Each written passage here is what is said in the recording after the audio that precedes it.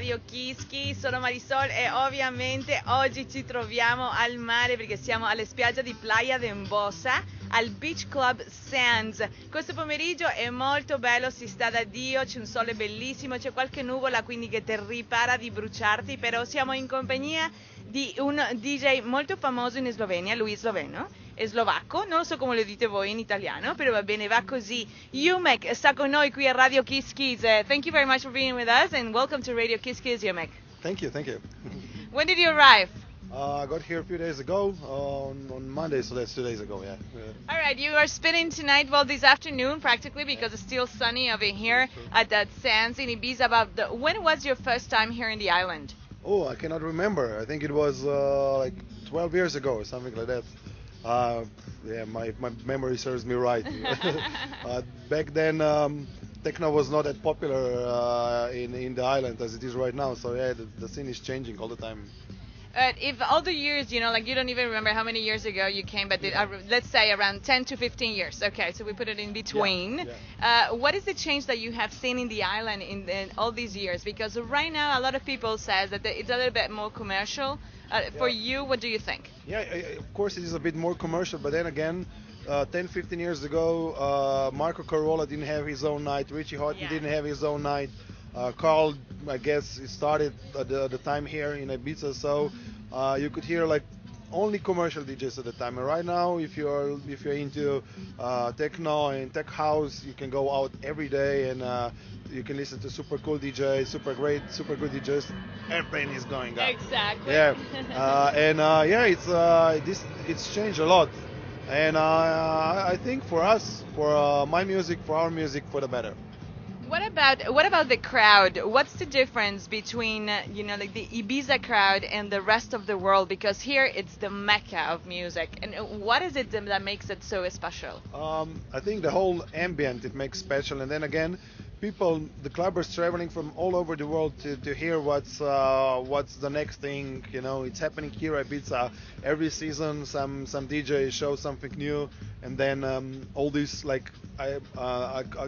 these clubbers, I call them ambassadors. Yes. And they take it around. They take this sound around the world, and they saying this is going to be the next big thing. This DJ, this sound, and then actually this thing becomes big, sooner or later. So yeah, Ibiza is actually, I think it's a trendsetter for the rest of the world. How difficult is to bring your music over here to Ibiza to enter this little island, which is the world of electronic music? I don't know. I never thought in this way. I just play music that I played everywhere around the world because I have my own sound. So yeah, I play the same music or Ibiza or America, UK or in Slovenia or in Italy or anywhere. It's like I play what I play. I was reading an article of yours, of course, of Umek, and they were saying that your techno music could be very sensual, sexy. Why is that? It intrigued me. Because I don't really know if I play techno, and I don't really know if I play house, and I don't know if I play tech house, because techno people say I play tech house, and tech house people saying I'm playing techno, so I'm stuck in between. And I guess if it is a techno, there must be a softer version, more sexier, and I guess this is why. This is what it is. You've been collaborating lately with one of our superstars in Italy, which is Stefano Noferini. Yeah. How did collaboration start? You know what? Actually, I heard about Stefano Noferini when he was having his show on Italia Network years ago. It must be maybe 10? No, more. More than that? Yeah, more. He was huge. He was. I think it was progressive time. In Italy, you call that music progressive.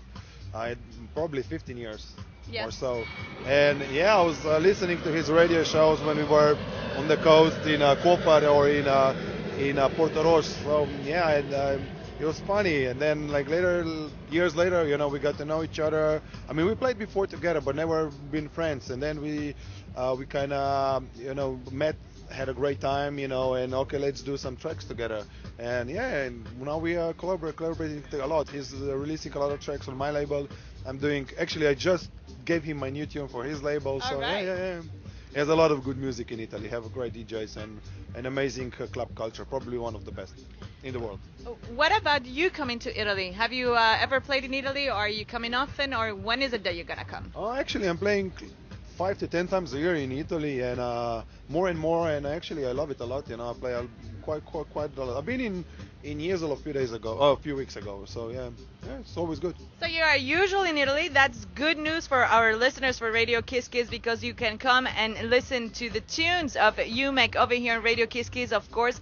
Let's talk about your traveling. Let's talk about your touring. Yeah. You travel all over the world, of course. What about America? America lately, it's been, the boom of electronic music. Do you think that will last, or what do you think about the crowd over there and the acceptance of this genre?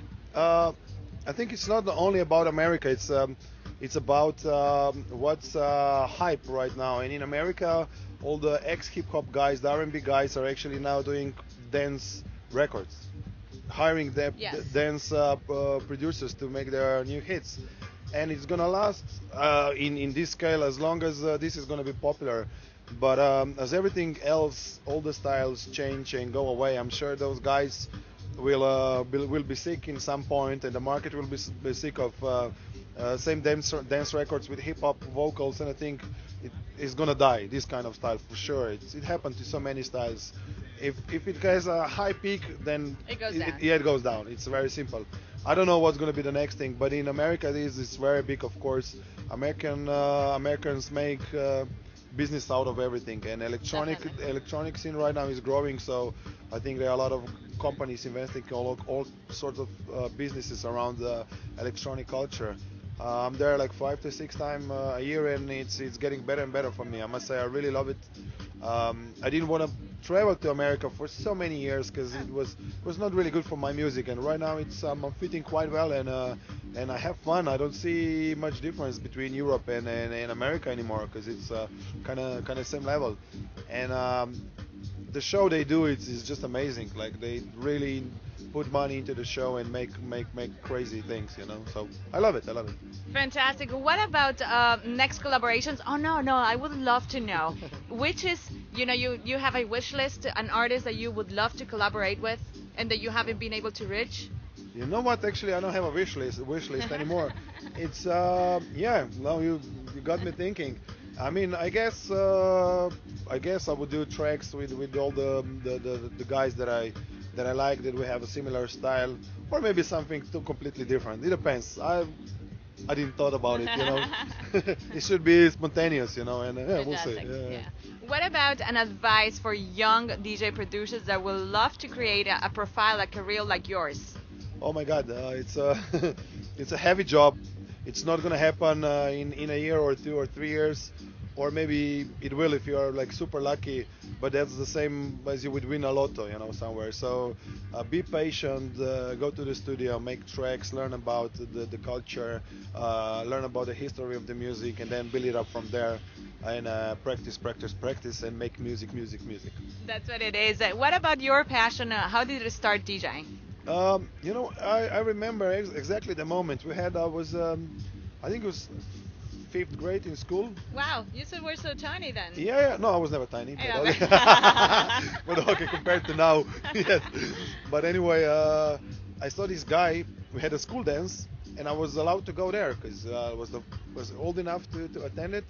And I was there, and he was playing this music, of course. Yes. And I was saying, oh my God, this is so cool.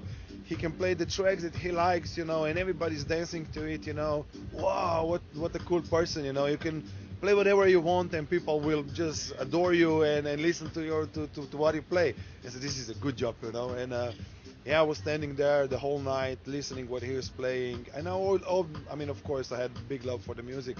But then I decided, this is something I want to do, and years later it come true. So I'm very happy and fortunate to be a DJ. Exactly. What about, because you have already created a label, I think it's 1605, exactly, yeah. Which is still going on very well, and I believe it will go on for many, many years, hopefully. Good luck on that. But you really develop the career of young artists in your label, am I right? Yeah, actually, I'm always try to find some new artists, especially if they're from Eastern Europe, because I think there's a lot of artists from our area which doesn't get enough of attention, and I think my role is to point them out and show them to the world. So of course we release some big names in our scene. But I will always try to find fresh names from all around the world, especially from Eastern Europe if possible, and give them a chance because it's really hard. It's really hard. So sometimes we release a record which is not super known, but for me it's all about the music. If I like it, if I will play it, I will release it. It doesn't need to be a known name. It can be the guy who never released anything. You know, it can be. This is great because I believe that having your own label, you have the freedom to say, you know what, I'm going to release this because this is good music. Instead of being dependent of other labels, you know, they will tell you, no, this is not good. No, you have to keep doing it. No, this is, you know, like they're going to be like that. So probably as a DJ producer, you can have a pack of stuff, and then at the end of the day, they just choose maybe one or two, and then you say, come on, this is good. This is good. It has the probabilities. Am I right? Exactly. You know, I can point up.